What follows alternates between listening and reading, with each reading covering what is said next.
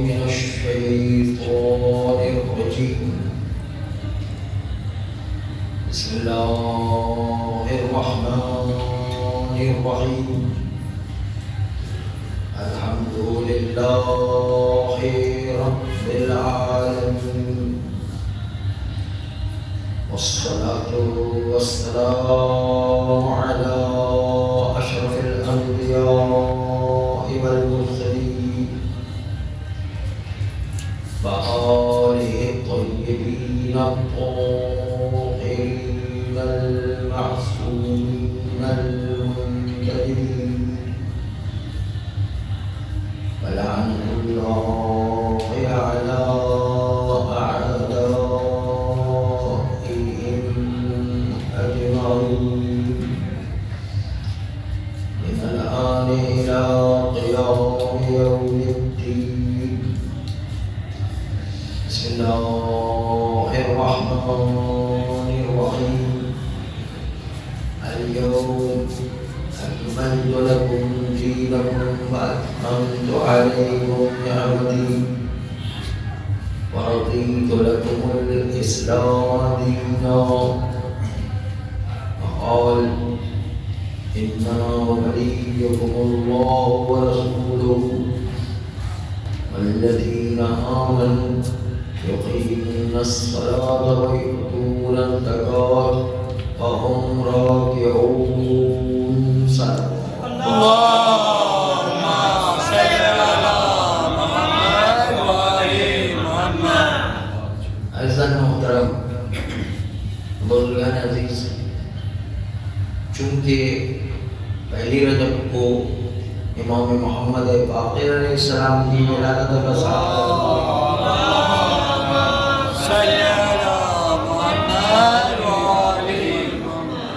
اور آج شب کی ولادت امام علی نقی علیہ السلام کی اللهم صل على محمد وآل محمد. سب سے پہلے تو زمانے کے امام کو اس کی مبارکباد پیش کرتے ہیں اور پھر آپ مومنین کی خدمت میں اس کی مبارکباد پیش کرتے ہیں. اگرچہ کہ امام علی نقی علیہ السلام کی ولادت کے سلسلے میں تھوڑا اختلاف یہ ہے کہ آقا سیستانی دوسری رجب کو امام علی نقی علیہ السلام کی شہادت مانتے ہیں اور تیسری کو ولادت مانتے ہیں، جبکہ خراسان و مشہور ہمارے وہاں 5 رجب یعنی آج کی شب جو ہے وہ مانا جاتا ہے، لیکن آقا سیستانی تیسری رجب کو زیادہ مقرر مانتے ہیں. خیر، تو ہم ولادتوں کے درمیان چل رہے ہیں کہ امام باقر علیہ السلام کی ولادت بھی اور امام علی نقی علیہ السلام کی ولادت آپ سب کو مبارک ہو. اس کے بعد بات یہ ہے کہ ایک شخص جس کا نام اسحاق ابن عبداللہ تھا، اسحاق ابن عبداللہ علوی، یہ تھا تو مولا علی کی اولاد میں سے، لیکن شہزادی فاطمہ زہرا کی اولاد میں سے نہیں، دوسری بیویوں سے. اس طرح محمد حنفیہ ہے، حضرت عباس ہے، اس طریقے سے جو ہے یہ بھی اسحاق ابن عبداللہ علوی کہلاتے ہیں. کیونکہ حسن و حسین تو فاطمیین میں شمار ہیں، جو شہزادی کی اولادوں میں نسل چلی ان کو فاطمی کہا جاتا ہے، اور جو مولا علی کی نسل میں دوسری بیویوں سے رشتے چلے ہیں، وہ اولادیں چلی ہیں، ان کو علوی کہا جاتا ہے. چنانچہ یہ علوی تھا، خاندان تو ایک ہی ہے، علوی خاندان. اسحاق ابن عبداللہ علوی ایک مرتبہ ہمارے دستے امام علی نقی علیہ السلام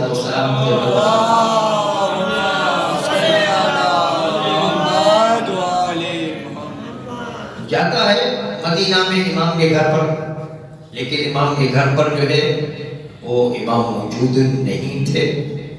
چنانچہ امام علیہ السلام کے بارے میں کہا گیا کہ مدینہ سے باہر ایک بہت بڑی پراپرٹی معصومین ہستیوں کی تھی جو سریا کے علاقے مدینہ سے تقریباً 3 میل کے فاصلے پر معصوم کی بڑی پراپرٹی تھی جو 7ویں امام سے چلی آ رہی تھی. چنانچہ مولا 10ویں امام وہاں پر گئے ہوئے تھے. مدینہ سے 3 میل کا فاصلہ تھا، وہاں پر گئے ہوئے تھے. تو گھر والوں نے کہا کہ ابھی تو امام علیہ السلام تشریف فرما نہیں ہے. چنانچہ یہ ضروری کام ہونے کی وجہ سے جاتا ہے خود سریا میں، اور سریا میں جانے کے بعد خود امام علیہ السلام سے مسئلہ ضروری تھا دریافت کرنا ہے. اس لیے کہ آپ کی روزمرہ زندگی میں دیکھتے ہیں کہ اگر آپ کسی کے گھر پر گئے وہ وہاں پر نہیں ملا تو آپ کہتے ہیں ٹھیک کوئی بات نہیں، ہم 2-3 دن کے بعد پھر آ جائیں گے. امام علیہ السلام باہر گئے، ہم 2-3 دن کے بعد پھر آ جائیں گے اور پھر جو ملاقات کر لیں. لیکن کوئی ضروری کام ہوتا تو اس آدمی کے پیچھے وہاں پر جایا جاتا ہے جہاں پر وہ ہے. اگر کوئی ضروری و فوری کام ہے تو وہاں پر اس کے پیچھے جانا پڑتا ہے. تو یہ بھی اس امام علیہ السلام کے پیچھے سریا کے علاقے میں جو مدینہ سے 3 میل کے فاصلے پر تھا وہاں پر جاتا.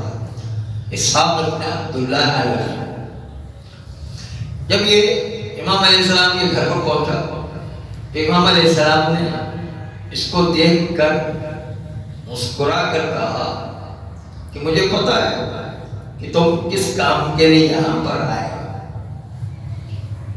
ظاہر ہے امام تو امام ہے، بہت سو کے نام بغیر دیکھے بتا دیتے ہیں، ان کے والدین کے نام کو ہوتا ہے، دل کو کے اندر گزرنے والی خواہشات، دل کے اندر گزرنے والے خیالات کو بھی بتا دیتے ہیں. تو یہ تو جو ہے امام کے رشتے سے ہی تھا. چنانچہ جو ہے کہا اسحاق میں جانتا ہوں کہ تم اس وقت کیوں میرے پاس آئے ہو، حالانکہ وہ یہ کر سکتا تھا کہ 3 دن کے بعد امام علیہ السلام سے وہاں پر ملاقات کرتا، لیکن ابھی فوری پہ پہنچا ہے تو سمجھو کوئی ضروری کام نہیں. مجھے پتا ہے کہ تمہیں جو ہے وہ کس لیے یہاں پر بھیجا گیا ہے. امام علیہ السلام نے کہا مجھے پتا ہے کہ تمہیں اس لیے آنے کی ضرورت پیش آئی کہ تمہارے باپ اور تمہارے چچا میں یہ بحث چل رہی ہے کہ سال میں سب سے اہم روزے کون سے ہوا کرتے ہیں. رجب کا مہینہ ہے، روزوں کا مہینہ ہے، عبادت کا مہینہ ہے، دعاؤں کا مہینہ، اجر طلب کرنے کا. چنانچہ تمہارے باپ اور چچا کے درمیان یہ بحث چل رہی ہے کہ سال میں سب سے اہم روزے کون سے ہوا کرتے ہیں. اور یہ بھی بتاتے ہوئے امام علیہ السلام نے ارشاد فرمایا کہ سال میں سب سے 4 اہم روزے ہوا کرتے ہیں. نمبر 1 پیغمبر کی ولادت 17 ربیع الاول. نمبر 2 27 رجب بعثت پیغمبر، جس دن پیغمبر نے اعلان نبوت کیا اور پیغمبر کی دنیا میں بھیجا جانے کا اللہ کا مقصد ہی یہ تھا کہ وہ دین کا پیغام لوگوں کے سامنے پیش کرے. دین کی ابتدا جو ہے بعثت سے ہوئی اور بعثت جو ہے وہ دن 27 رجب کا دن تھا. تو یہ بھی دوسرا اہم ترین روزہ ہے جو اسی مہینے میں آنے والا ہے. اس لیے کہ یہ مہینہ وہ مہینہ ہے کہ جس میں کسی نے رجب میں صرف 1 روزہ رکھ لیا، 1 روزہ رکھ لیا، اس کے سارے گناہ معاف. اور پھر جو ہے 2 جملے ایسے ہی عام طور پر روایتوں میں نہیں آتے، 2 جملے بڑے عجیب آ گئے. ایک جملہ تو یہ کہ اس روزہ رکھنا، رجب میں جو روزہ رکھے گا، رجب میں روزہ رکھنے والی کا اتنا اختیار ہے، عین رجبیون سے پکارا جائے گا روزے قیامت، اور پھر جو ہے ان کو شفاعت کا اختیار دیا. یعنی جس کو چاہے وہ شفاعت و سفارش کرے، اس کو جنت میں لے جائے. رجب کے روزے رکھنے والوں کی خصوصیت. اس کے بعد کا جملہ بڑا تھا بڑا جملہ عجیب یہ ہے کہ کہا گیا کہ جو ہے جن کی سفارش نہیں بھی کرے گا اس کو بھی اللہ جو ہے جنت میں اس کے روزے کے ذریعے سفارش نہ کرنے کی بات. ان کے والدین ہیں، ان کے ماں، ان کے بھائی بہن ہیں، ان کی اولادیں ہیں، ان کے چچا ہیں، پھوپھی ہے، ماموں ہے، خالہ ہے، قریبی رشتہ دار ہیں اور ساتھ ساتھ پڑوسی ہیں اور ان کے جتنے بھی دوست داران تھے سب کو اللہ بغیر پوچھے ہی بغیر سفارش کے ہی جنت میں ڈال دے گا، کیونکہ یہ روزہ رکھتا تھا. رجب کا روزہ اتنا ہے. اللہ عام نیکیوں پر صلہ دیتا ہے گن گن کر کے کہ 100 درجے بڑھ جائیں گے یا 1000 درجے بڑھ جائیں گے. یہ رجب سے پورے انڈیل کے جو ثواب دیا جاتا ہے، یہ سب پارٹیوں کو انڈیلا جاتا ہے. ماشاءاللہ جی. تو رجب میں تو یہ سوال ایک صاحب ایک بلکہ صاحبہ آئی کہا آپ نے جب یہ روایت بیان نہیں کی تھی تو اس وقت تو میں نے تمنا اور خواہش اور ارادہ کیا تھا کہ میں رجب کا ایک روزہ تو ضرور رکھوں گی، لیکن جب آپ نے روایت پیش کر دی تو اس کے بعد میں نے طے کر لیا کہ روزہ نہیں رکھوں. جاؤ گے کیوں؟ اس لیے کہ میری پھوپھی نے مجھے اتنی اذیت ہے کہ اتنا پریشان کیا، اتنا پڑے کہ میری زندگی یہ خراب کر کے رکھ دی. اگر جو ہے میں روزہ رجب پر روزہ رکھوں گا میری پھوپھی بھی جنت میں پہنچ جائے گی، تو میں روزہ ہی نہیں رکھوں.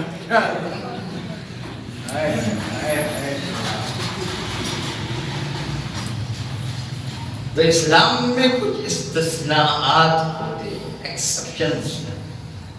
یعنی یہ پھوپھی چونکہ یہ اذیت کرنے والی تھی اس لیے اس کو نہیں بخشا جائے گا، کیونکہ یہ اس کے خلاف جا رہا ہے. جو اس کے فیور میں جا رہے ہیں ان کو صرف بخشا جائے گا. پھوپھی جو سب لوگ ہیں ان کو بخشنے کا جو ہے وہ سامان مہیا نہیں ہوگا. ایکسپشن جو ہے شریعت میں ہر جگہ پر ہوا کرتے ہیں، ہر جگہ پر ایک جیسا قانون نہیں چلا کرتا کہ میتھمیٹکس کی طرح 2 + 2 ہی 2 = 4 ہی بنے گا، یا جو ہے وہ فزکس اور کیمسٹری کے قانون کی طرح نہیں چلا کرتا ہے. یہاں پر جو ہے ایکسپشنز شریعت میں بہت سارے ہوا کرتے ہیں. چنانچہ وہ پھوپھی نکل جائے گی اور پھوپھی جو جائے گی جہنم میں اور باقی جو سب رشتہ دار جہنم میں چلے جائیں گے. درود بھیجتے ہیں محمد.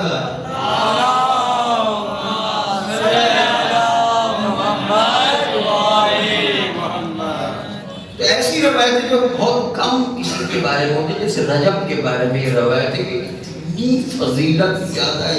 زیادہ فضیلت ہے کہ خالی یہ جملہ ہی کافی امام کا کہ رمضان اللہ کا مہینہ ہے، شعبان رسول اللہ کا مہینہ ہے اور رجب ہم اہل بیت علیہ السلام کا مہینہ ہے. جس طریقے سے جو ہے ہم اہل بیت کو پوری کائنات کو فضیلت حاصل ہے، اس طرح رجب کو باقی تمام مہینوں کو فضیلت حاصل ہے. اس لیے جو ہے رجب کی اہمیت اتنی زیادہ ہے کہ اتنی اہل بیت علیہ السلام کی اہمیت بتائی گئی ہے. اور پھر جب ہم امام باقر علیہ السلام اور امام علی نقی علیہ السلام کی ولادت سعادت منال رہے ہیں، تو ہم نے جو آیت پڑھی الیوم اکملت لکم دینکم واتممت علیکم نعمتی ورضیت لکم الاسلام دینا، دین اسلام بالکل وہ علی کی ولایت پر مکمل ہو گیا. مکمل کا مطلب مکمل دین ولایت نہیں ہے، باقی اور دین کے بہت سارے حصے ہیں، لیکن علی کی ولایت آ کر دین کو مکمل کرتا ہے. ایسا نہیں کہ خالی علی کی ولایت ہی وہ ہے. چنانچہ بات کو جو ہے اسی معنی میں لیتے اور علی کا مطلب لے لینے کا مطلب نتیجے کے اندر جو ہے سارے دین کو چھوڑ دیا کہتے ہیں، وہ بھی مطلب نہیں. چنانچہ دین مکمل ہونے کا مطلب یہ کہ دین مبین اسلام میں پورا مکمل کمال موجود ہے. تام دین مخمل میں ٹاٹ کا پیوند لگانے کی بالکل ضرورت نہیں کہ کسی اور سے ہم دین لے کر آئے اور اسلام میں جوڑ کر کے اسلام کو مکمل کیا، اس کو کبھی ضرورت نہیں. چنانچہ جب رومن ایمپائر نے یہ دیکھا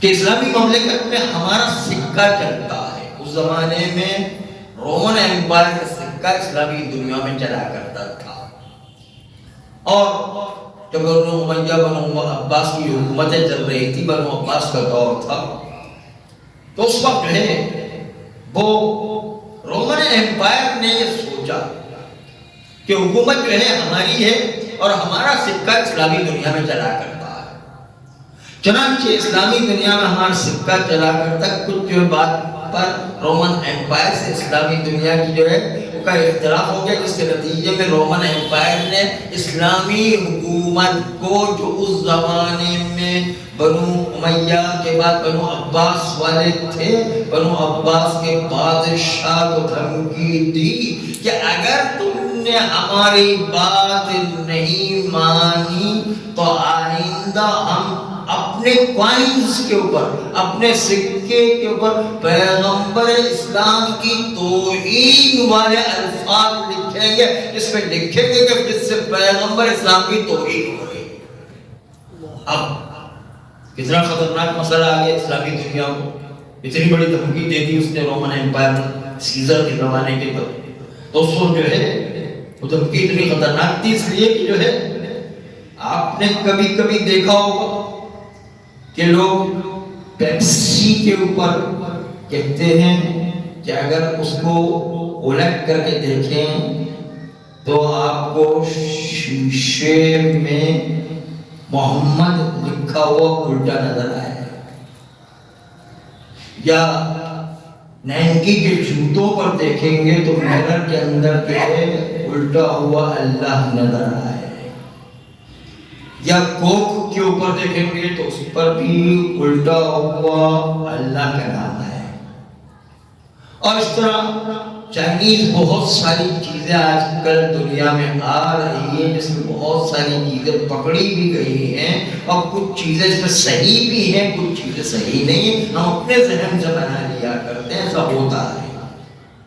لیکن کوک، پیپسی اور جو ہے نائکی کے جوتے، یہ اس کے علاوہ اس میں تو جو ہے انسان اس کا بائیکاٹ کر کے اس سے جو اجتناب کیا جا سکتا ہے کہ انسان جو ہے کوک اور پیپسی نہ پی، کوئی اور ڈرنک پی لے، نائکی کے جوتے کے بجائے کسی اور کے جوتے پہن لے۔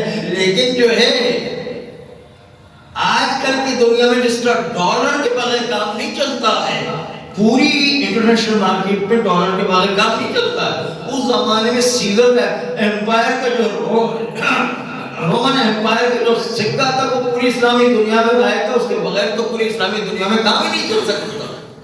اور جب کام نہیں کر سکتا تھا تو جس طرح ڈالر کے باہر، ڈالر ابھی تو پھر بھی کم تو ہو گیا، تھوڑے عرصے پہلے اتنا زیادہ طاقتور تھا کہ وہ چاہتے ہیں کہ سیزر کی طرح ہمارا جو ہے پھر ڈالر جو ہمارا سکہ مضبوط ہو جائے، سب کو ہم جو ہے اسی ڈالر کے اندر سے غلامی میں جکڑ کر کے رکھیں۔ لیکن اس کے باوجود جو ہے ڈالر اتنا طاقتور نہ رہنے کے باوجود بھی دیکھیں دنیا میں سارے مارکیٹیں چلا کر کے ڈالروں کے ذریعے سے اس کو چھوڑنا اتنا آسان نہیں تھا۔ دشمنی ڈالر کے باوجود دشمن بھی جو ہے ڈالر کو نہیں چھوڑ سکتا ہے۔ بہت سے لوگ کوشش کر رہے ہیں، اس لیے کہ یورپ نے کوشش کی اپنا الگ سکہ یورو بنا دیا، انڈیا اور برازیل نے کوشش کی اپنا ایک سکہ بنانے کی، ابھی تک کامیاب نہیں ہوا۔ چائنا نے کوشش کی برکس جو بنانے کی، تو برکس بنانے میں کامیاب ہو گئے۔ اسی طریقے سے جو مختلف کرنسیاں لانے کی کوشش، کیونکہ سکے کا مقابلے میں توڑ یہی ایک اپنا الگ سے مستقل سکہ بنایا، تب جو ہے وہ انسان کے اقتصاد صحیح معنوں میں چلا کر کے اپنے پیروں پر کھڑے ہو کر اپنے آپ کو خود سروائیو کرنا پڑتا ہے، تب جا کے جو ہے اقتصادی نظام چلا کرتا ہے۔ چنانچہ جو ہے ایک مرتبہ جب کہ رومن ایمپائر کے بادشاہ نے اسلامی مملکت کے بادشاہ بنو عباس والوں کا پیغام بھیجوایا کہ ہم پہ رومن سکے کے اوپر جو پیغمبر اسلام کی توہین کے الفاظ لکھیں گے، تو گھبرا کے کیا کریں؟ لیکن اس کے جتنے بھی مشیر و وزیر ہو، جتنے بھی قریبی افراد ہیں، اس سے مشورہ لیا، ان سے پوچھا گیا، تو سب بندوں نے ان کو جو اقتصادی نظام کیا پتا، ان کو کیا پتا یہ کرنسی کس طرح بنائی جائے۔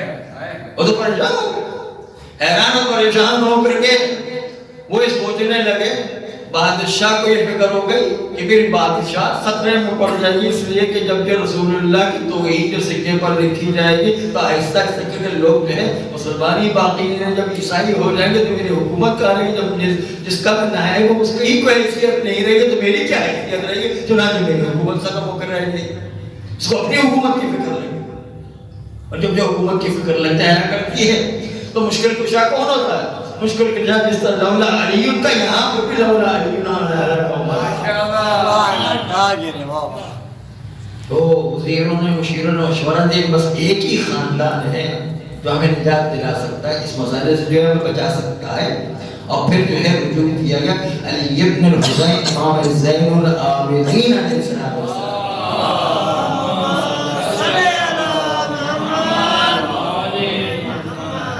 امام علیہ السلام چونکہ امامت کی ذمہ داری مدینہ میں انجام دے رہے تھے، ان کو بہت اہم ذمہ داری انجام دینا تھی، یہ کام بہت سخت کام تھا، اس کو ٹائم لگنے والا تھا، اس لیے اپنے فرزند امام محمد باقر علیہ السلام کو اس کام کے لیے شام دمشق بھیج دی۔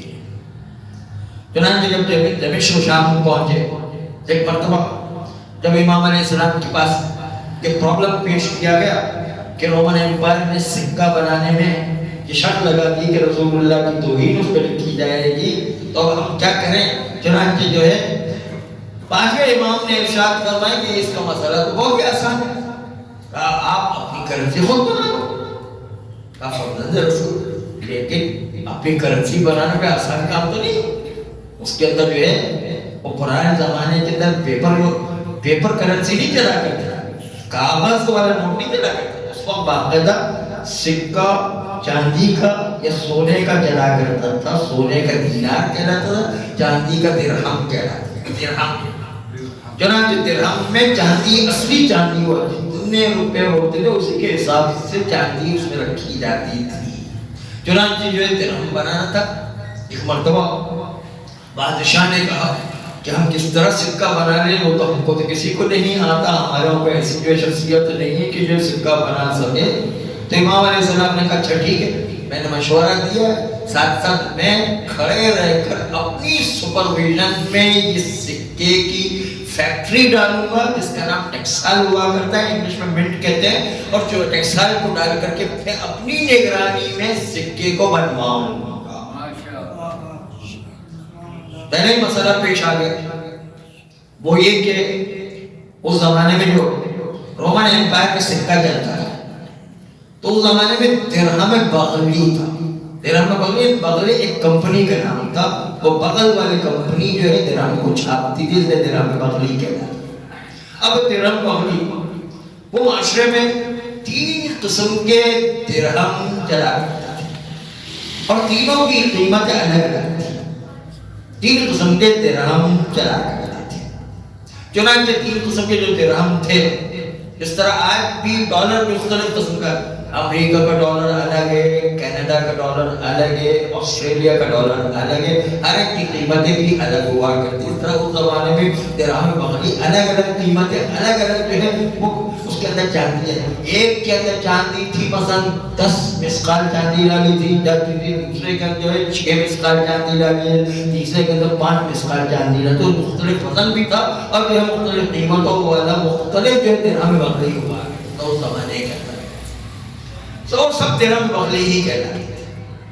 چنانچہ امام علیہ السلام نے سب سے پہلے ان سارے درہموں کو جمع کیا اور جمع کرنے کے بعد کہا کہ 3 درہم اس وقت معاشرے میں چل رہے ہیں، ان سب کا ایوریج نکالا، ایوریج آپ کو پتہ ہے کہ سب کو جمع کر کے اس کو اسی حصے میں تقسیم کر دیں، چنانچہ 10 مسقال، پھر 6 مسقال، 10 اور 6 مل کر 16 مسقال، اور پھر 5 مسقال یعنی 21 مسقال 3 درہموں میں چلا، اس کا ایوریج نکلے گا 21 کو جو ہے وہ 3 سے ڈیوائیڈ کریں تو 7 مسقال اس کا ایوریج نکلتا ہے۔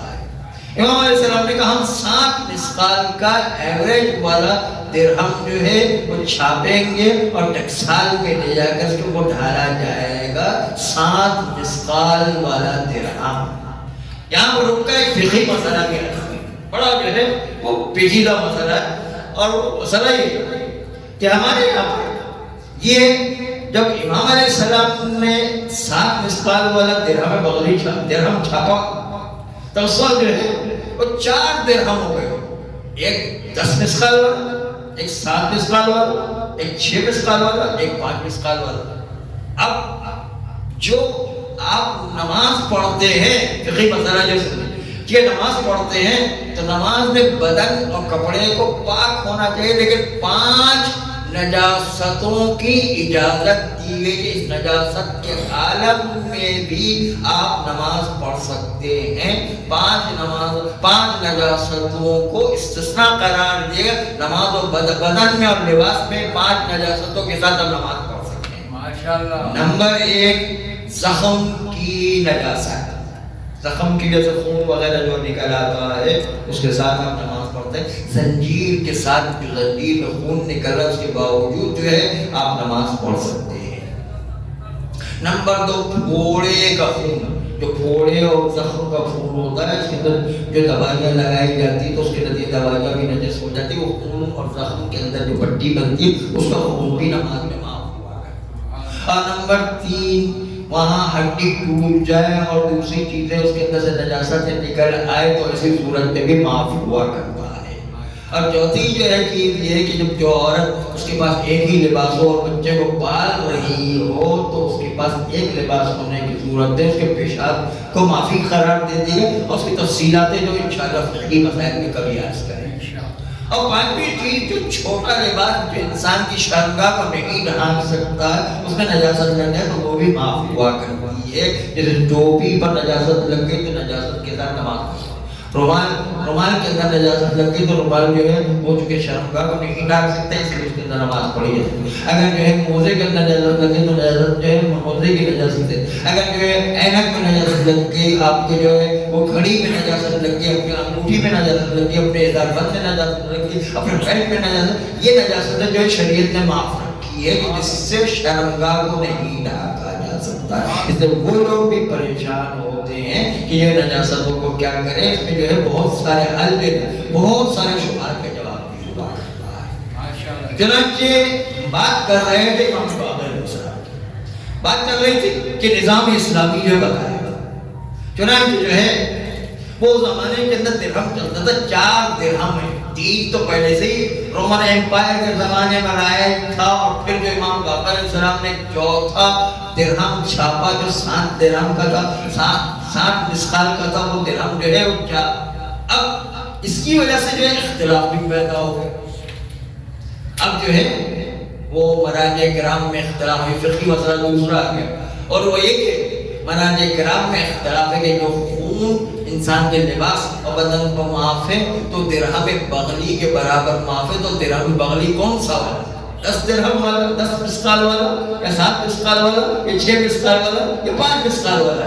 یہ اسی روایتوں کے اختلاف ہے کہ روایت میں تو شاید درہم بغلی معاف ہے، لیکن کون سا درہم؟ اسی کی وجہ سے مراجع کے فتووں میں اختلاف ہو جایا کرتا ہے۔ چنانچہ یہ بڑی تاریخ ہوتی ہے، اس تاریخ کو آپ کو سمیٹ کر کے 2 جملوں میں ہم نے آپ کے سامنے پیش کیا۔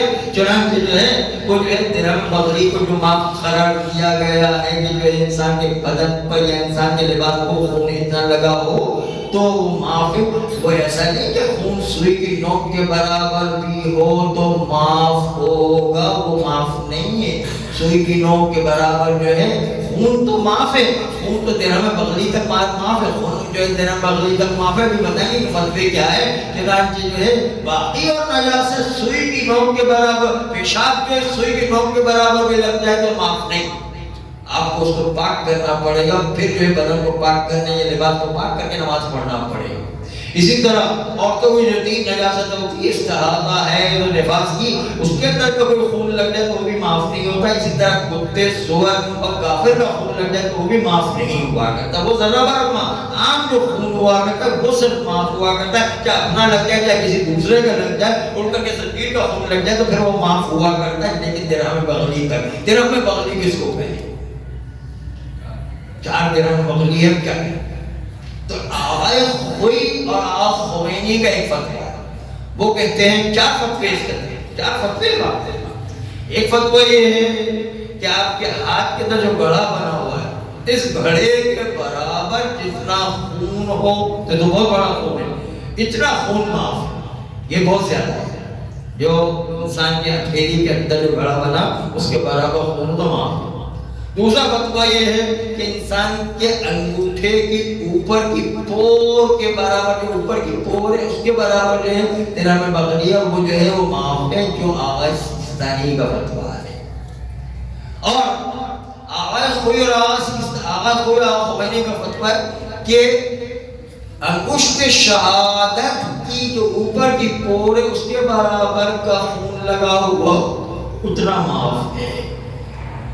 اگرچہ کہ فتویٰ اور بھی کچھ مراحل کا وہ ہے کہ درمیان کی انگلی کے اوپر کا پور ہے اتنا جو ہے اگر جو ہے وہ خون لگا ہوا تو وہ بھی معاف ہے، بدن میں یا لباس میں تو معاف قرار ہے۔ تو یہ مختلف فتوے ہیں آغا سیستانی کا انگوٹھے کی پور، آغا سیستانی آغا خمینی کا انگشت شہادت کی اوپر کی پور۔ تو یہ مختلف فتوے ہونے کے باوجود آپ دیکھیں کہ اس زمانے کے اندر اتنے سارے درہم تھے، چنانچہ امام علیہ السلام نے یہ درہم بنانا تھا تو اس وقت ہر چیز کو وہ خود کرنسی بنانا ایک بہت بڑا ٹیکنیکل کام ہے اور اس کے اندر بڑی سائنس چاہیے۔ اس کے اندر کتنا چاندی ڈالنا ہے، کتنا سونا ڈالنا ہے، اس کو کس ڈیزائن میں بنانا ہے، چوکور بنانا ہے یا گول بنانا ہے، اس کے اندر کون سا نقشہ چھپے گا، نقشے کے اندر کون سے کلمات لکھے جائیں گے اور جو ہے کون سی جو کھاد استعمال کی جائے گی، اس میں کیا چیز مکس کرنا پڑے گی، کہاں پر کون سی سائنس استعمال کی، کون سی مشینری استعمال، بہت بڑا کام ہے خود ہی۔ وہ ٹیکسٹائل کی جو مشینری بہت آسان کام ہے، بہت بڑا کام تھا خود ہی۔ چنانچہ چوتھے امام کو پتا تھا یہ بہت لمبا کام ہے، اس لیے جو اپنے بیٹے امام باقر علیہ السلام کو بھیجا تاکہ یہ کام کر کے آ جائے۔ چنانچہ یہ خود ایک بہت بڑا کام تھا اس زمانے میں، اور اس کام کی وجہ سے جو ہے امام علیہ السلام نے باقاعدہ اپنی سپرویژن میں کھڑے ہو کر خالی مشورہ نہیں دیا کہ جو ہے آپ جو ہے رومن امپائر کے مقابلے میں سکہ بنا، بلکہ جو خود کھڑے ہو کر ٹیکسٹائل کو بنا کر کے جو ہے خود نکالا۔ اس سکے کو نکالنے کے بعد بادشاہ وقت کو حوالے کیا اور کہا کہ اب اس کو جو ہے اسلامی دنیا میں پھیلاؤ۔ چنانچہ جو ہے جو پرانے درہم تھے وہ آہستہ آہستہ اس کو جمع کرتے جاؤ اور جو تمہارے پاس آتے جمع کر جاؤ، آہستہ آہستہ اسلامی دنیا میں یہ سکہ رائج کرتے چلے جاؤ۔ پھر جو ہے وہ رومن امپائر کو بہت سخت پڑا ہے کہ یہ تو عجیب ہو گیا، ہم نے تو جو ہے ان کے اوپر قابو رکھا ہوا تھا اپنے سکے کے ذریعے سے، یہ تو سارے ہمارے ہاتھ سے نہیں کر گئے۔ کسی کو مملکت کو اپنا غلام بنا تو جو اس کے اندر اپنی کرنسی کو رائج کر دو اور کیا نتیجے کے اندر وہ غلام کو خود بن کے رہ جائے گا۔ چنانچہ امریکہ نے ڈالر کے ذریعے ساری دنیا کو غلام بنایا، اس کی وجہ یہ کہ ڈالر اس کا آنے کا رائج ہو گئے اور ہر مارکیٹ پر چھایا ہوا ہے۔ اسی لیے جو ہے بہت سی دنیا اب آزاد ہونا چاہتی ہے، بہت ساری کرنسی بنا، چائنا اپنی کرنسی بنانا چاہتا ہے اور مختلف کرنسی، برکس جو ہے مختلف کرنسی کے ذریعے سے، یورپ کی کرنسی اور جو ہے ہندوستان اپنی کرنسی، ہر ایک اپنی کرنسی بنانے کی کوشش کر رہا ہے تاکہ ڈالر سے آزاد ہو جائے۔ یہ جو ہے آزاد ہونے کے لیے اس لیے ہوتا ہے کہ ڈالر جو خود جو برداشت نہیں ہو وہ غلام بنا کے رکھتا ہے خود، جب کہ اسلامی دنیا آزاد ہے۔ اب تو پوری طرح کرنسی کے ذریعے سے جگڑ، کسی بھی مملکت کی کرنسی اس کے ذریعے سے انسان کو سروائیو کیا جاتا ہے، اس کے ذریعے سے انسان کی جو ہے اپنے پیروں پر کھڑے رہنے کی طاقت ہو گیا۔ اسلام میں یہ بتانا تھا کہ اسلام کے اندر پولیٹیکل نظام بھی اپنا مکمل ہے، اپنا جو ہے گورنری نظام بھی اور اس کا جو ہے انتظامی نظام بھی بالکل مکمل ہے، اور پھر اس طرف سے جو ہے وہاں پر اقتصادی نظام اور جو ہے اس کو اکانومیکل جو نظام بھی بالکل مکمل ہے۔ اور یہی بتانا یہ اس کی ایک مثال تھی، ورنہ اسلام میں اسی طرح ہر چیز جو ہے مکمل ہے۔ اسی کو جو ہے قرآن نے اعلان کیا، الیوم اکملت لکم دینکم واتممت علیکم نعمتی ورضیت لکم الاسلام دینا۔ ایک پریکٹیکل مثال تھی اس کی، دین میں ہر چیز اسی طرح جو مکمل ہے۔ چنانچہ مکمل ہونے کے ساتھ ساتھ امام باقر علیہ السلام کی ایک اور روایت سنیں، بس اس کے بعد جو ہے 10ویں امام کا نام۔ چنانچہ جو ہے امام علیہ السلام نے ارشاد فرمایا کہ یہ تو عالم اسلام کے لیے مشکل کشا کا حل کرنے کا طریقہ تھا کہ عالم اسلام کو اقتصادی نظام سے، دشمنوں سے بچایا۔ تو دوسری طرف یہ کہا کہ انسان کے انفرادی مسائل اور جو ایک انڈیویجول مسائل اور جو شخصی مسائل ہے اس کے اندر بھی جو امام علیہ السلام نے ایک بہت اہم ہدایت ہے. کمال الایمان، تمام الکلام، تمام الکمال، التفقہ فی الدین والصبر علی المصیبہ وتقدیر المعیشہ. یہ تین چیزیں بتائی کہ اگر کسی انسان کو اپنا ایمان کامل دیکھنا ہے اور کیا کمال کا انسان کامل ہو جائے گا اگر یہ تین چیزیں ہو جائے تو.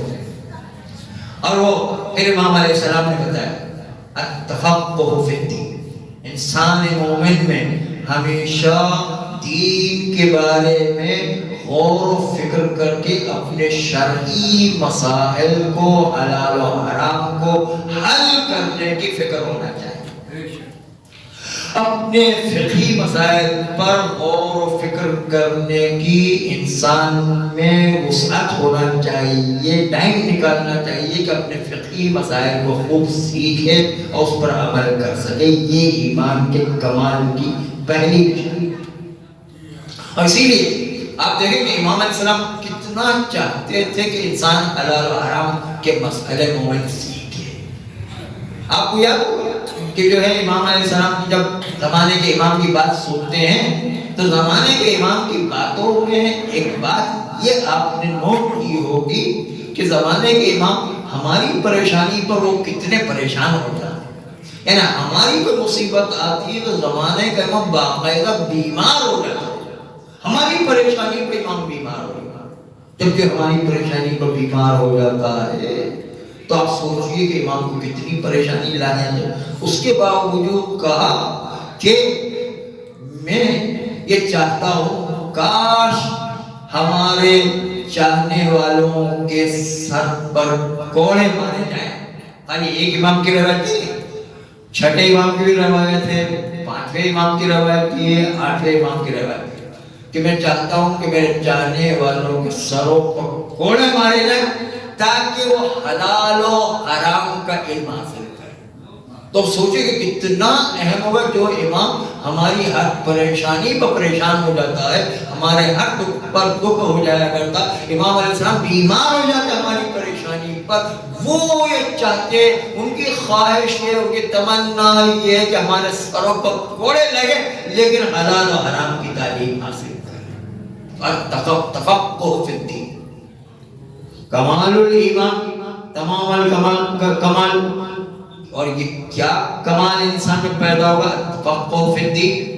دوسرا الصبر علی المصیبات، اور انسان مومن میں مصیبتوں پر صبر کرنے کی عادت ہونا چاہیے.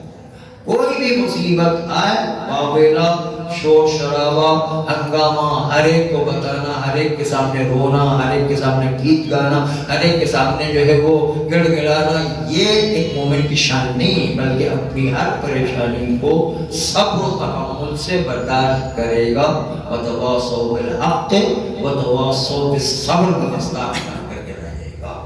چنانچہ صبر و تحمل سے اپنی زندگی گزارے گا. چنانچہ صبر و تحمل سے زندگی گزارنے کا نتیجہ کہ انسان میں کمال ایمان پیدا ہوگا. اور کیا کمال انسان پیدا ہوگا، انسان سوچ نہیں سکتا کیا کمال انسان ہے. اور اسی طرح تیسری چیز تقدیر المعیشت، یہ بہت اہم ہے کہ اپنے معیشت، اپنے جو آمدنی کے ذرائع ہیں وہ اسی میں اپنی زندگی کو گزارنے کی کوشش کریں. جو اردو کا محاورہ ہے کہ پیر اپنی چادر سے زیادہ کبھی مومن نہیں پھیلائے. جتنے آمدنی ہے اسی آمدنی میں گزارا کرنے اور قناعت کرنے کی کوشش کرے گا. بڑی بڑی چھلانگیں نہیں لگائے گا. یہ چھلانگیں لگانا بتا رہا ہے کہ جو اس کے اندر بھی وہ ایمان کا کمال پیدا نہیں ہوا ہے. جیسے کریڈٹ کارڈ اگر کسی کے ہاتھ میں آ جاتا ہے، جو معاشرے میں رائج کرنے کی کوشش کی جاتی ہے کہ کریڈٹ کارڈ آ جائے تو دھڑا دھڑ چیزیں خریدنے لگتا ہے، آلتو فالتو پتہ نہیں، جو جیسے مفت میں چیزیں مل رہا، بعد میں پتہ چلا قرضے کتنے چڑھ گئے اور کتنی مصیبت بن گئے، اور گھر کے اندر گھٹی ہو گئے، اور گھر کے اندر جو وہ مانگنے والے آ گئے تو پھر اس کو دینا، جواب دینا مشکل ہو جاتا ہے، پھر ادا نہیں ہوتے ہیں۔ یہ بڑی بڑی چھلانگیں لگانے والوں کا ہے ایمان، اس کا جو کریڈٹ کارڈ استعمال کر کے بڑی بڑی چھلانگیں لگا، اس کا مطلب اس کا ایمان مکمل نہیں ہوا۔ یہ حدیث کے بالکل کریڈٹ کارڈ اس کے مخالف ہے کہ اپنی حد میں رہ کر اپنے اخراجات کو انجام دو، چادر سے زیادہ اپنے پیر نہ پھیلاؤ۔ ہاں اگر تمہاری آمدنی حلال طریقے سے کہیں سے بڑھ جاتی ہے تو ٹھیک ہے، اپنا وسیع گھر لے سکتے ہو، اپنی وسیع گاڑی لے سکتے ہو، اپنے جیسے وسائل اس کے حساب سے، لیکن ہاں اس میں بھی جو ہے بہت اہم بات ہے کہ وہ وسائل کو بڑھانے کے سلسلے میں سب سے اہم چیز انسان کا وسائل بڑھا سکتے ہیں کون سی؟ وہ ہے خمس۔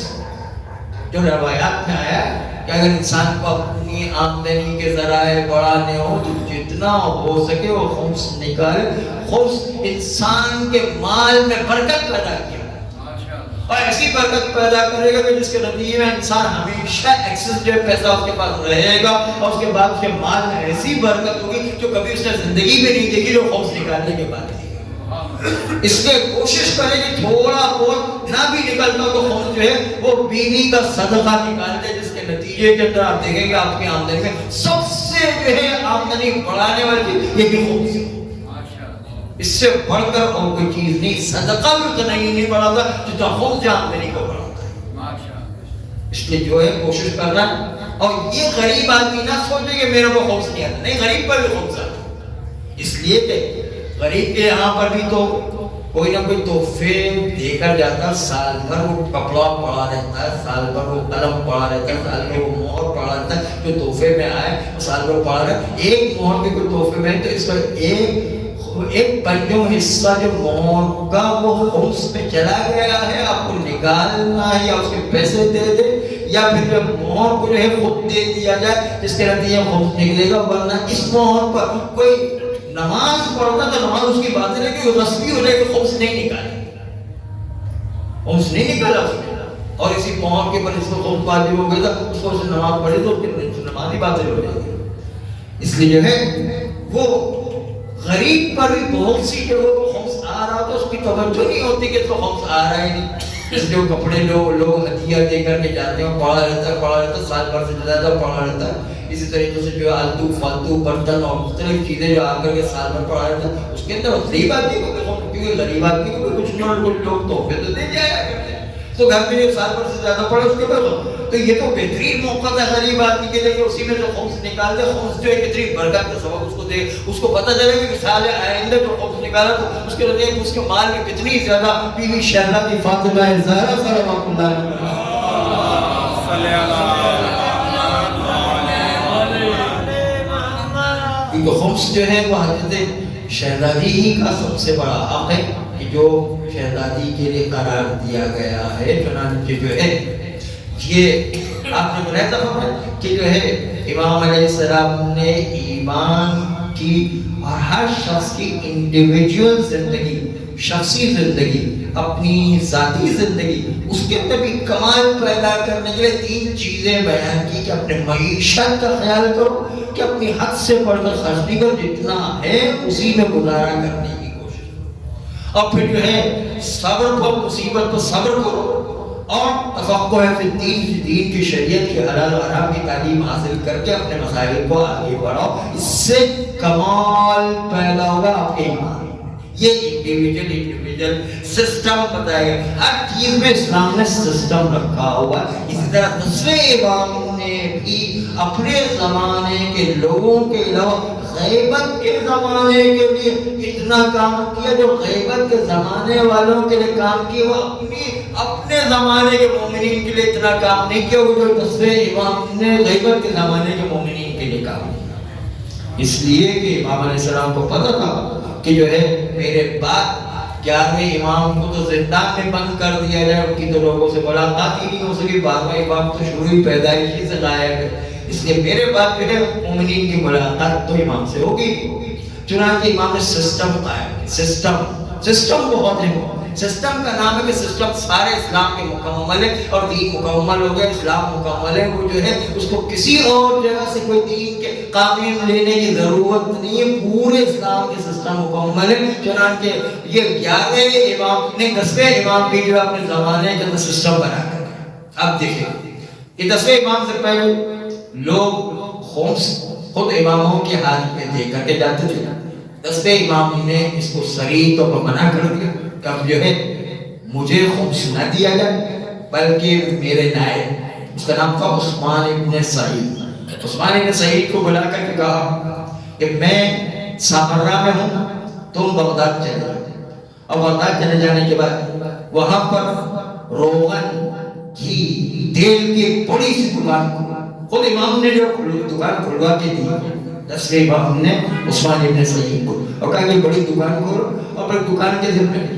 آپ سوچیں کہ جب جو ہے حکومت وقت امام علیہ السلام کو نہیں چھوڑتی اور زندہ میں بند کر دیتی اور کو شہید کر دیتی ہے تو نائب امام کو کسی حکومت کو پتہ چلا تو وہ تو جو ہے اور بھی زیادہ جلدی قابو کر کے اس کا شکار کیا جا سکتا ہے. اس لیے کہ امام علیہ السلام پر حکومت وقت ہاتھ ڈالتے اور ڈرتی ہے کہ اگر ان پر ہاتھ ڈالا تو ایک محتشم کا ہنگامہ ہو جائے گا, لیکن نائب امام پر ہاتھ ڈالے تو کیا ہنگامہ ہوگا. اس لیے جو ہے اس کو شکار کرنا اور آسان ہے. اس لیے امام علیہ السلام کو عثمان ابن سعید کو بچانا بھی.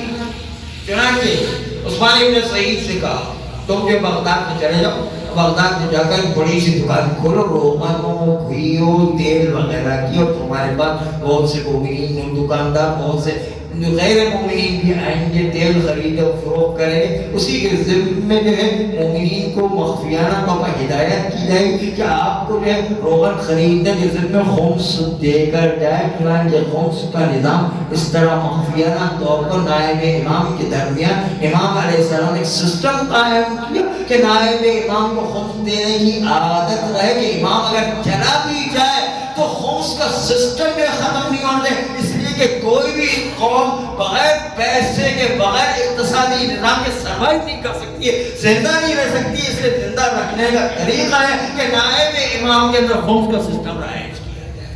ماشاءاللہ یہ وہ سسٹم تھا کہ جو 10ویں امام نے بڑی شدت سے رائج کیا. حتیٰ یہ کہ اگر کوئی آ کر کے 10ویں امام کو خمس دے کر کے جاتا تھا تو اس وقت جو امام علیہ السلام کے کہ نہیں جاؤ بغداد میں جو میرا نائب عثمان ابن سعید ہے اسی کے ہاتھ میں یہ خمس دو, تاکہ تم اگر میں نہیں ہوں گا تو پھر کس کو خمس دو گے. اس لیے ابھی سے تمہاری عادت ہونا چاہیے نائب امام کے ہاتھ میں خمس. اور نائب امام کے ہاتھ میں خمس دینے کے بعد اس سسٹم کو رائج کیا کہ جس سے جو ہے امام کی غیر موجودگی میں بھی اقتصادی اسلام کا نظام چلتا رہے, کیونکہ اقتصادی نظام بھی پورے نظام کے لیے بہت اہم ہوا کرتا ہے. جس طرح فوجی نظام ہوا کرتا ہے, جس طرح پولیٹیکل نظام ہوا کرتا ہے, جس طرح فرنگی نظام ہوا کرتا ہے, اس طرح جو ہے یہ اقتصادی نظام بھی کسی بھی قوم کو سروائیو کرنے کے لیے اقتصادی نظام کی ضرورت ہوا کرتی ہے. امام چلے جائیں گے پھر یہ خمس کا نظام کیا ہوگا, بند ہو جائے گا, اور بند ہونے کے نتیجے وہی ہوگا. ایک صاحب سے پوچھا کہ بھائی آپ کس کو خمس دیتے ہیں, اس مجتہد کو. ہم تو خمس دیتے ہی اس نہیں دیتے ہو, پھر کیا کرتے ہو, پھر کس کو دیتے ہو؟ کہا کہ دیتے ہی. کہا تو پھر جو ہے مسئلے کس کے پوچھتے ہو؟ کہا مسئلے بھی ہمیں پوچھنے کی ضرورت ہے. کہا مسئلے جو ہے وہ پوچھے جس کو نماز پڑھنا ہو, روزے رکھنا ہو, حلال و حرام سے بچنا ہو, اس کو جو ہے کوئی فراڈ سے بچنا ہو. ہم تو نہ نماز پڑھتے, نہ روزے رکھتے, نہ حلال و حرام کا خیال ہے, نہ جو کسی فراڈ والے, ہم تو کسی بھی حرام حلال کا خیال بھی نہیں کرتے ہیں. تو یہی ہوتا کہ امام علیہ السلام چلا جانے کے بعد اگر اس نے نظام نہیں بنایا ہوتا تو خمس دیتے ہیں کس طرح آہستہ آہستہ کر کے لوگ مومنین جو خمسی کو بولتے ہیں, نظام ہی ختم ہو گیا. اس لیے امام علیہ السلام نے ایک تو جو ہے یہی جو ہے تخلیق, یہی جو ہے خمس کا نظام بنایا تاکہ لوگوں کے اندر خمس دینے کی عادت رہے. مومنین کو مسلسل خمس دینے سے کم زیادہ الگ بات ہے, لیکن خمس دینے کا سسٹم جاری رکھا تاکہ اسلام سروائیو کر سکے اور جو آگے بڑھ سکے.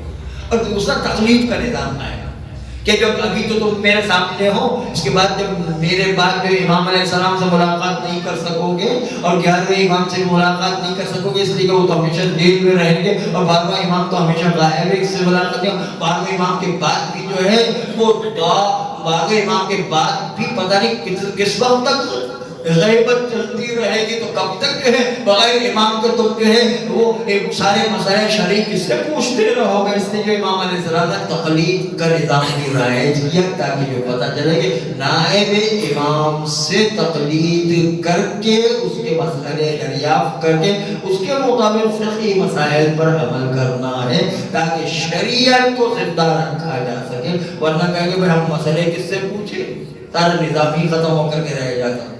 اور دوسری طرف سے دشمنان اہل بیت، دشمنان نے جو ہے وہ اسلام، ان کو پتہ تھا کہ پیغمبر کی حدیث ہے کہ بار بار جب آئے گا تو ظلم کا خاتمہ کرے گا۔ یہ تو جب گھبرا گئے کہ 10واں امام آ گیا، اور جب انہوں نے سنا کہ 11ویں امام آ چکے ہیں، اور دنیا میں پہلے تو بھی کوشش تھی کہ 10ویں امام کے وہاں کوئی اولاد نہ ہو، لیکن جب پتہ چلا کہ 11ویں امام کی ولادت ہو گئی اور 11ویں امام کی بیوی نرجس خاتون بھی جلدی بیان کریں کہ نرجس خاتون بھی آ گئی، تو وہ حیران پریشان ہو گئے، اور حیران پریشان ہو گئے کہ بھئی اب تو یہ ظلم کا خاتمہ کرنے کا روکنے کے لیے کہ بارواں آگے جو ظلم کا خاتمہ کرے، اور ہم کو پتہ ہے کہ ہم بھی ظالم ہیں اور ہمارا بھی خاتمہ ہوگا، وہ تو سمجھے کہ امام آتے ہی فوراً ہمارا خاتمہ کر دے گا۔ وہ کیا پتہ تھا کہ 12 سال تک جو انتظار کرنا پڑے گا، ان کو تھوڑی پتہ، تو سمجھے کہ آتے ہی فوراً ہمارا خاتمہ کر دے گا۔ اس لیے جو ہے کسی طرح بعد امام کے وجود کو روکا جائے، اس لیے وہ بڑی شدت سے کوشش کر رہے تھے کہ 10ویں اور 11ویں امام کی اولادیں نہ ہوں۔ چنانچہ جب پتہ چلا کہ 11ویں امام جو ہے وہ 11ویں امام پیدا، تو کیا ان کی بھی شادی نرجس خاتون سے ہو گئے، وہ ان کے وہاں بھی اولاد ہو گئے، تو مجھے ظالم حکمراں گھبرا گئے کہ یہ تجھے مصیبت آ گئی، اب تجھے ہمارا خاتمہ ہو گئے۔ وہ بہت حساس تھے، یعنی اتنے اماموں پر حساس نہیں تھے جتنے 12ویں امام پر حساس تھے، کیونکہ رسول کی حدیث کو وہ بھی اعتبار رکھتے تھے۔ رسول کو نہ مانے، ان کی بات نہ مانے الگ ہے، لیکن اس حدیث کو ان کو پتہ تھا، اعتقاد تھا کہ آگے کے ظلم کا خاتمہ سب سے پہلے ہمارا ہی کیا جائے گا۔ چنانچہ وہ 12ویں کے وجود میں لانے کے لیے جو ہے وہ پریشان تھے کہ 12ویں کا وجود آ گیا تو ہمارے جو خاتمہ ہی ہو جائے گا، سب سے پہلے ظلم کا خاتمہ ہمارا ہوگا، اس لیے اس کی پیدائش کو روکنے کی بھی پوری کوشش کر رہے تھے۔ لیکن قدرت کا نظام یہ تھا کہ 10ویں امام نے بڑی ہوشیاری کے ساتھ عثمان ابن سعید کو دکان میں بغداد میں کھلوا کر کے خمس کا نظام رائج کیا، نائب امام کے ذریعے سے خمس کا نظام بھی رائج رکھا، اور نائب امام کے ذریعے تقلید کا نظام بھی رائج رکھا تاکہ سسٹم چلتا رہے، اور سسٹم کے ذریعے سے جو نظام اسلامی آگے بڑھتا رہے، اور اس کے نتیجے کے اندر 11ویں امام کی بھی ولادت ہو گئی، 12ویں امام کی ولادت، ظالم گھبرا گیا کہ اب تو جو ہماری موت ہے۔ انہوں نے کہا کہ اگر جو ہے 11ویں امام کی بھی شادی ہو گئی ہے تو پہلے تو 10ویں کو ختم کیا جائے، پھر وہ 11ویں کو دیکھا جائے گا، اس کے بعد 11ویں کو ختم کیا جائے، 12ویں کو بعد میں دیکھا جائے گا۔ یہ بعد میں جو پکڑ کر کے جو ہے ختم کرنے کی پوری کوشش کرنے کے لیے اس لیے تھا کہ ان ظالموں کو بھی پتا تھا کہ ہمارا خاتمہ 12ویں امام کے ذریعے سے ہونے والا ہے، اس لیے ظالم سارے کے سارے گھبرائے ہوئے تھے، اور اس لیے جو ہے اماموں کے وہاں پر اولاد پیدا ہونے کے لیے مسلسل جدوجہدیں جاری تھی۔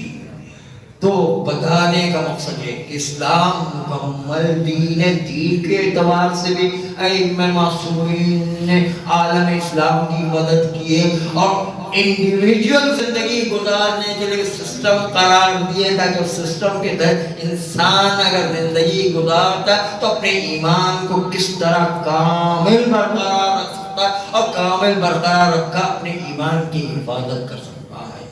پروردگار عالم ہمیں ائمہ معصومین کی سیرت پر عمل کرنے کی توفیق عطا فرمائے، ہمارے گناہ کبیرہ و صغیرہ کو معاف فرمائے، آئندہ بھی گناہوں سے بچنے کی توفیق عطا فرمائے، نسلاً بعد نسل نسلی اولاد عطا فرمائے، روز قیامت تک ہمیں مولانا علیہ السلام کے سچے سپاہی قرار دے۔